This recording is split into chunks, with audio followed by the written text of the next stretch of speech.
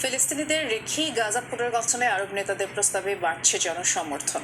Israel ও যুক্তরাষ্ট্র প্রত্যাখ্যান করলেও তাদের ঘনিষ্ঠ মিত্র হিসেবে পরিচিত ইউরোপ এই পরিকল্পনার পক্ষে অবস্থান নিয়েছে।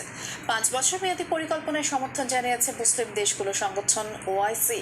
এদিকে সৌদি আরবে উপসাগরীয় দেশগুলোর বৈঠকে অবিলম্বে গাজা পুনর্গঠনের কাজ শুরুর আহ্বান জানিয়েছেন নেতারা। 15 মাসের বেশি সময় ধরে চলা ইসরায়েলি আগ্রাসনে বিপর্যস্ত বিধ্বস্ত গাজা। হামাস ইসরায়েল যুদ্ধবিরতি চুক্তির পর পরিস্থিতি আপাতত শান্ত হলেও বসবাসের অনুপযোগী পুরো উপত্যকা।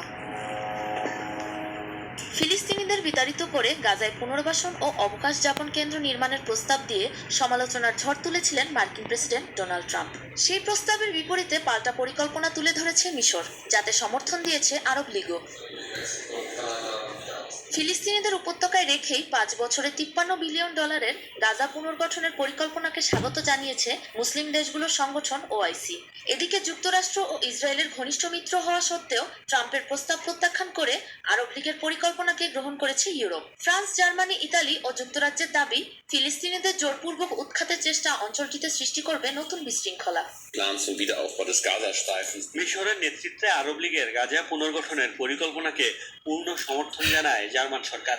এ পরিকল্পনা ও তার বাস্তবায়ন নিয়ে যত দ্রুত সম্ভব আলোচনায় বসা উচিত। নতুন করে আর কোনো রাজনৈতিক কিংবা সামরিক শক্তি যেন মাথাচাড়া দিয়ে ফিলিস্তিনিদের ক্ষতি সাধন না করতে পারে, এ বিষয়ে জার্মান সরকার গাজাকে সব ধরনের সহায়তা দিতে প্রস্তুত।